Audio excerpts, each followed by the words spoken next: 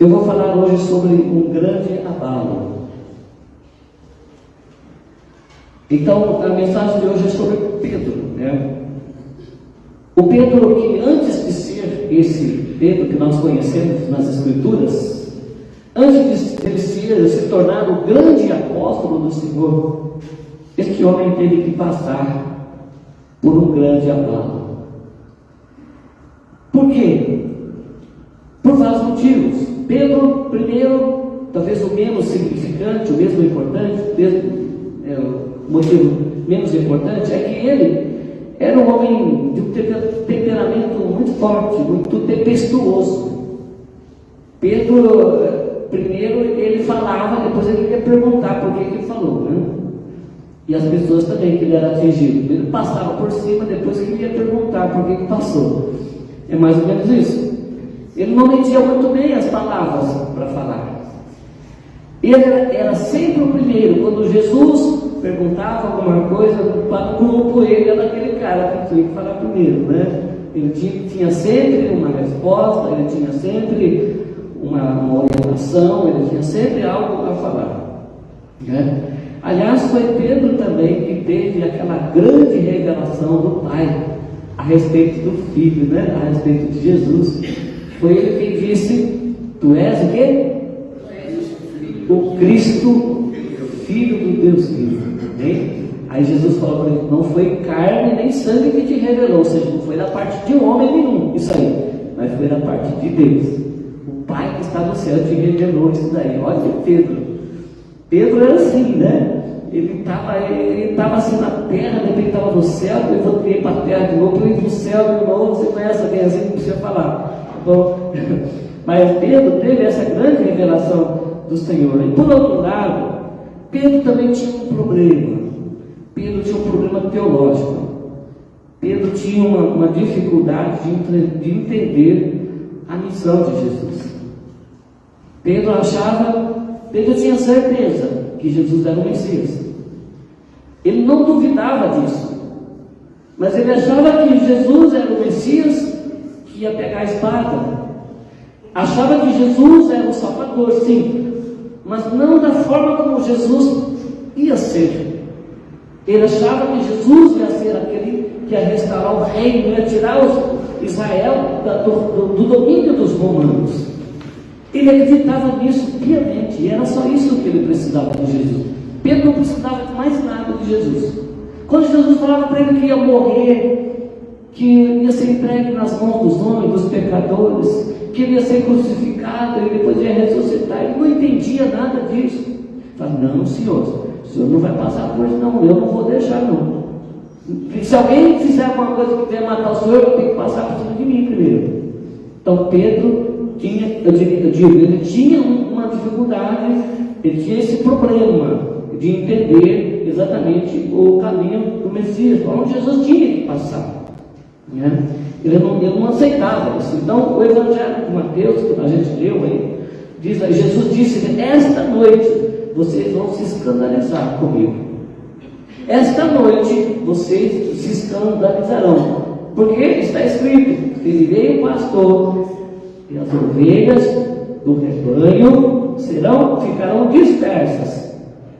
Aí Pedro falou assim: não, Senhor, ainda que venhas a ser um tropeço para todos, nunca o será para mim. Olha aí, Jesus disse para ele: vocês vão se escandalizar comigo.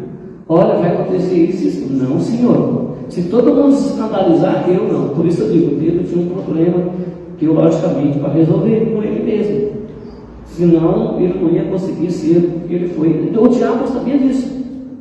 O diabo, sabendo dessa dificuldade, a Bíblia disse, o próprio Jesus disse, né, isso para ele. Falou: Pedro, o diabo pediu permissão para o Pai para te peneirar.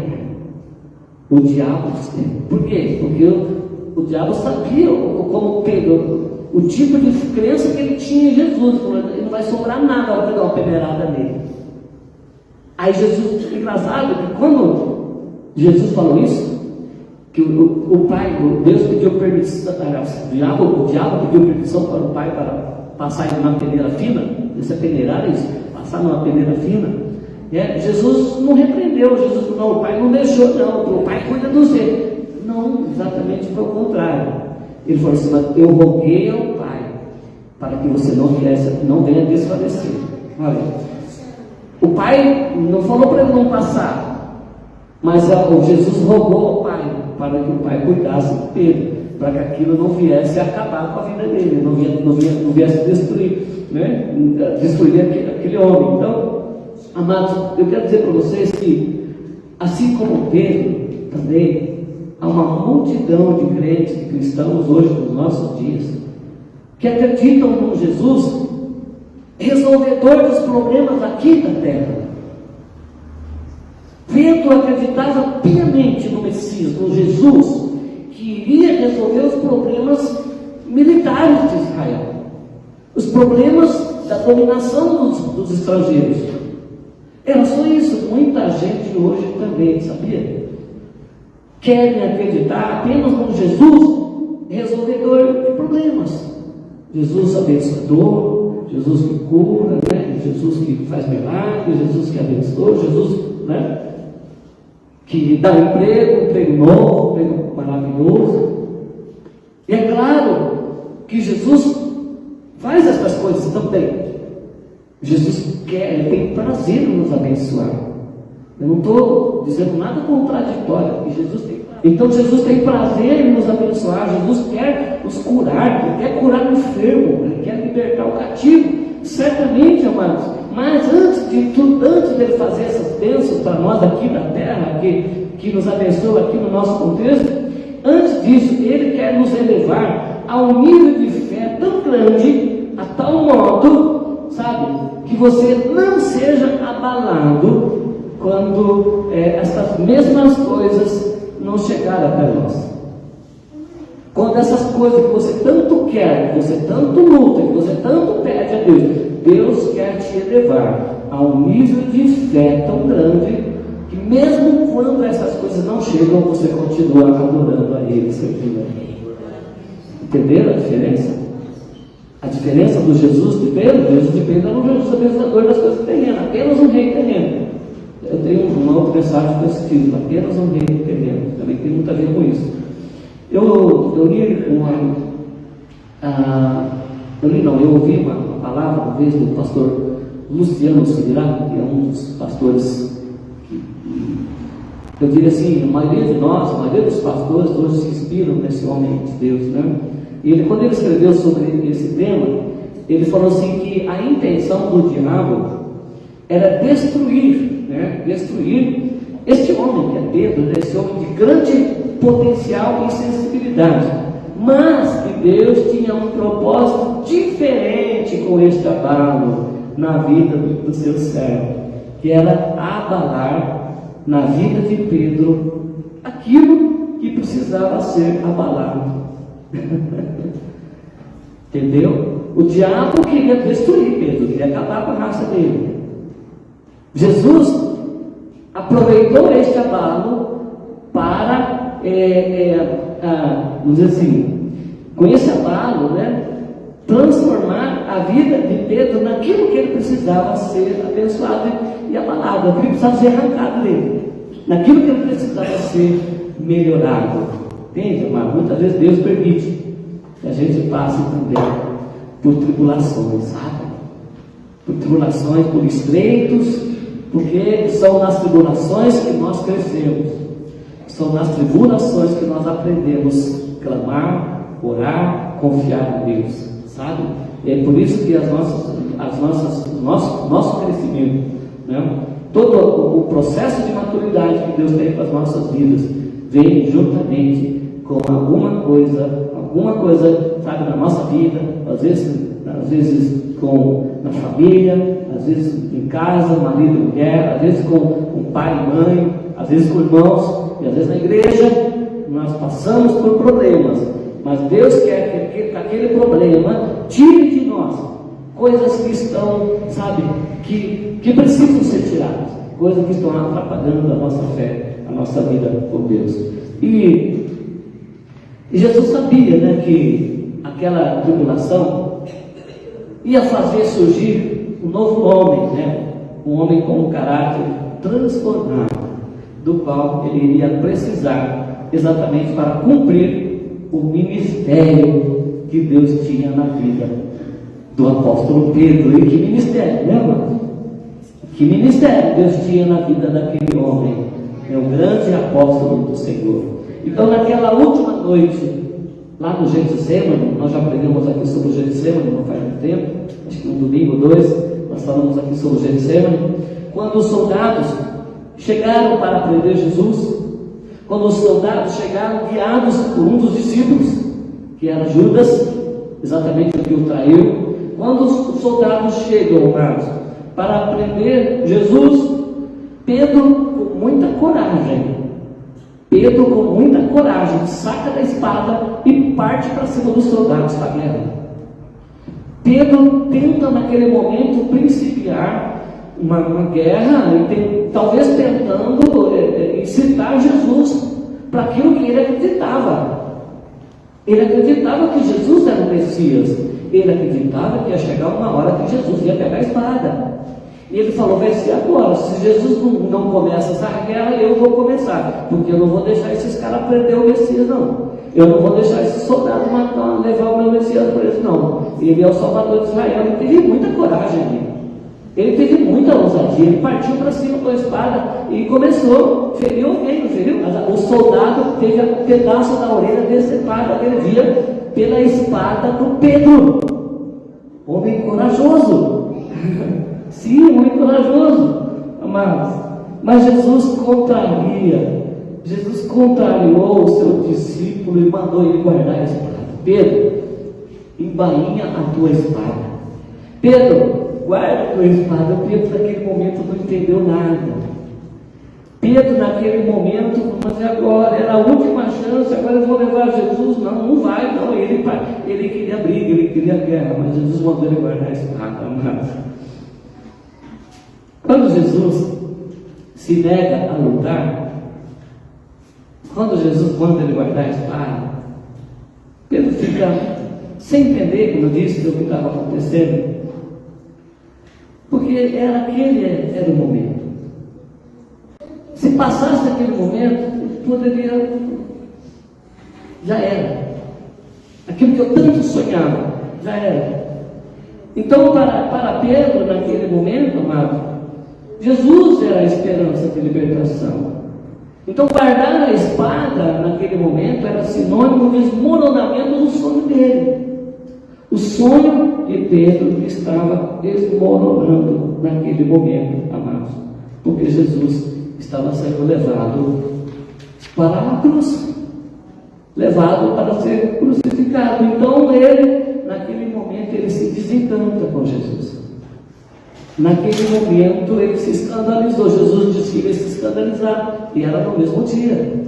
Jesus falou isso, quem sabe, de tarde, de manhã ou no meio do dia. Falou: ainda hoje vocês se escandalizarão. Quando foi à noite, eles foram para o Getsemane orar, foram para a vigília. Foi naquela noite que Jesus disse: Pai, passa de mim esse cálice. Terminando a oração, eles vêm os soldados e levam, não é? Então, naquele momento, ele se desencanta de Jesus. E ele começa a ser abalado na sua fé. Pedro começa a ser desestabilizado naquilo que ele acreditava ser Jesus, amado. E agora, ele continuava seguindo Jesus. Mas de que forma? De longe. Ele continuava, ele tinha curiosidade de saber o que é que ia acontecer com Jesus. Mas ele não teve mais coragem de estar perto dele. Ele já... Peraí, será? Não, o Messias, ele ia fazer esse serviço. Ele não está fazendo. Começou a entrar a dúvida. Será que é ele? Será que não é outro? Começou a escandalizar-se.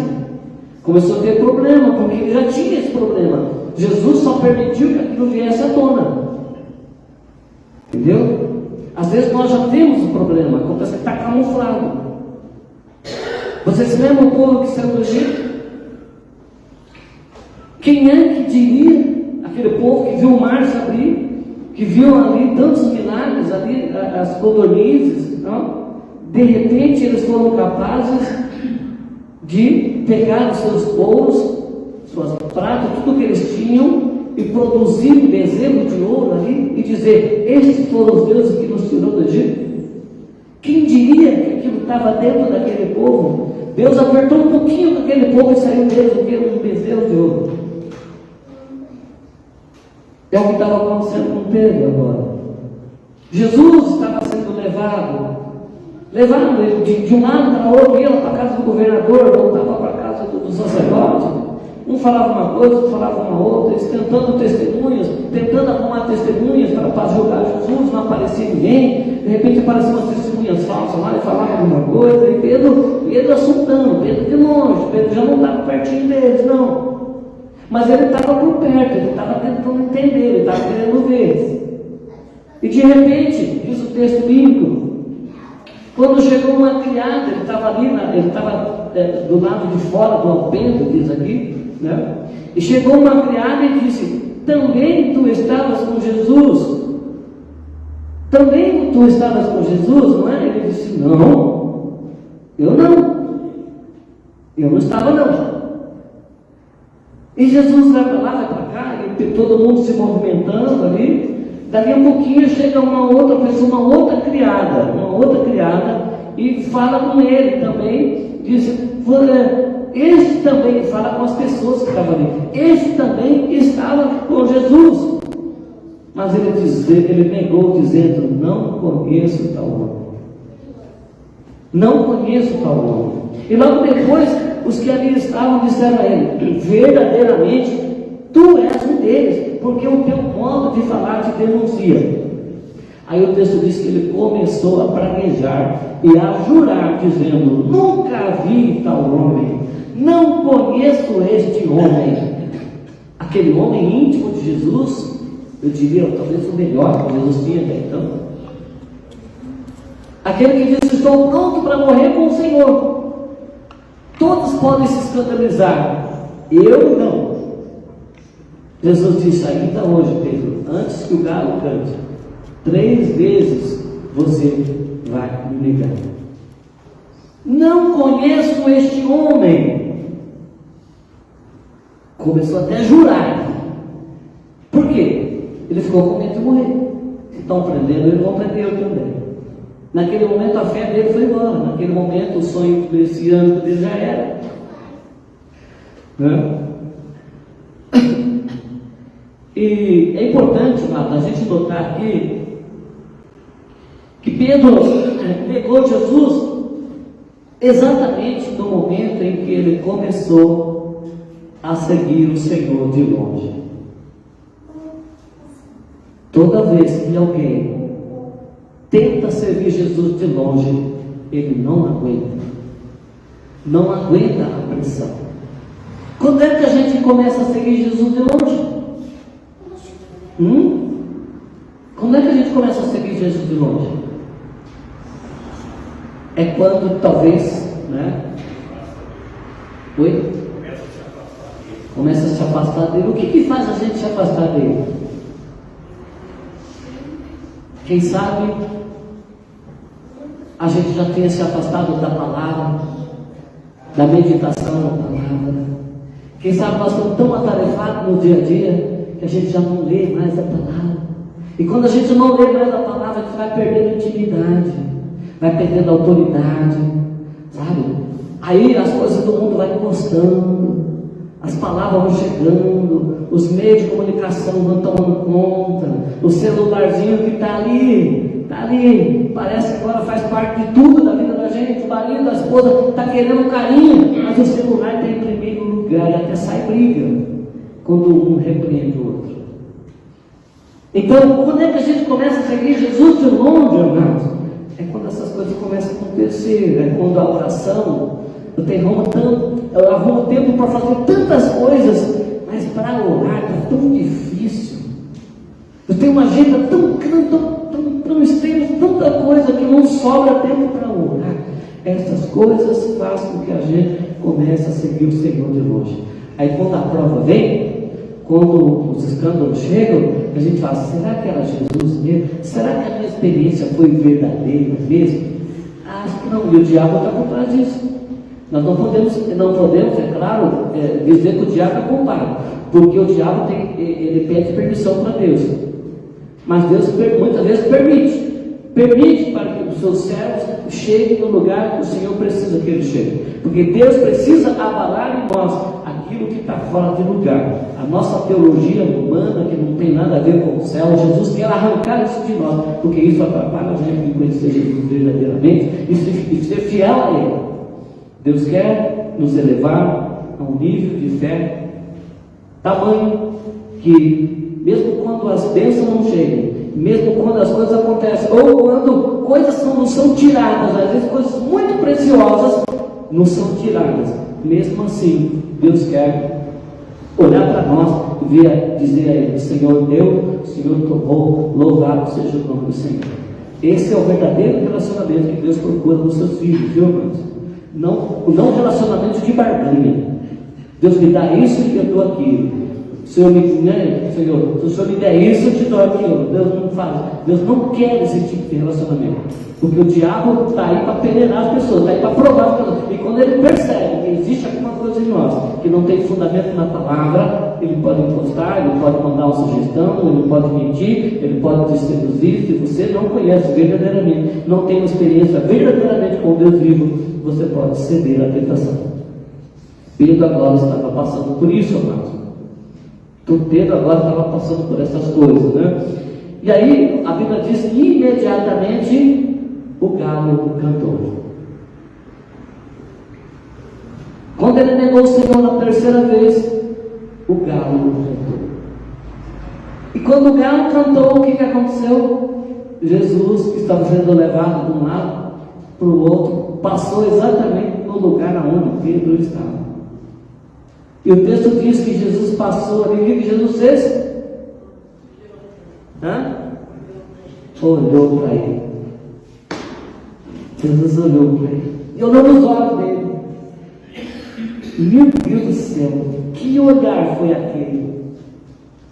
O texto fala que Jesus olhou, fixou nele o olhar, e diz que nesse momento Pedro se lembrou o que Jesus havia dito que ia acontecer. E aí o texto lá de Marcos, separou Marcos que fala isso, a gente não precisa abrir, mas o texto de Marcos fala assim que Pedro, quando Jesus olhou para ele, quando Jesus fixou o olhar nele, o texto fala que Pedro chorou amargamente. E diz lá, tem uma outra frase que diz assim, que Pedro desatou a chorar. Eu fico pensando, que choro é esse? Que choro desatado é esse? Que choro é esse que Pedro chorou naquele dia? Esse é um choro de profundo arrependimento, de alguém que entendeu, que percebeu. Jesus foi tão gracioso que sobrou ainda um olhar de Jesus naquele momento para o seu discípulo amado, para o seu discípulo querido, que Jesus estava cuidando dele até naquele momento. Jesus passando pelo pior momento da vida dele, ainda cuidando de Pedro, levando Pedro a passar por aquela situação, porque Jesus sabia quem era Pedro e que Pedro ia ser muito importante no ministério apostólico, né? Olha o que Jesus faz. Então eu digo que aquele choro, mano, eu digo assim, o choro é o melhor argumento que a gente tem com Deus. É a melhor oração que a gente pode fazer para Deus, é através do choro. Entende? Por que eu falo isso? Porque é nessa hora do choro desatado é que vem à tona a nossa fraqueza, a nossa insuficiência, é que vem à tona verdadeiramente tudo que a gente é, e a gente tem coragem de falar para Deus tudo que a gente é. E a gente tem muita coragem de falar para Deus o que a gente é, né? Aquilo que afaga o nosso ego, mas e falar para Deus aquilo que a gente não é, aquilo que realmente é podre dentro da gente? Será que a gente tem coragem de falar? A gente só fala numa situação em que Jesus fixa o olhar em nós, em que o Senhor permite que essa palavra entre, toque no nosso coração e revele para nós nudez, a nossa fraqueza, a nossa insuficiência, amados. É nesse momento que a gente sente que a gente não é nada. E eu falei do choro desatado. O problema, sabe o que é? Quando a gente ora a Deus com os lábios, quando a gente fala com Deus com os lábios, nós corremos o risco de nos enganar. Porque a Bíblia diz que o homem é mau, que o nosso coração é enganoso, né? A gente corre o risco de se reservar na nossa oração e não falar tudo o que precisava falar. Mas quando a gente está nesse choro desatado, aí também já falou aí, né? A gente fala com a alma, né? Quando a gente está nesse choro diante de Deus, aí a gente fala com a alma. Quanta intercessão você já fez diante de Deus por alguém com a sua alma? Eu já fiz muitas.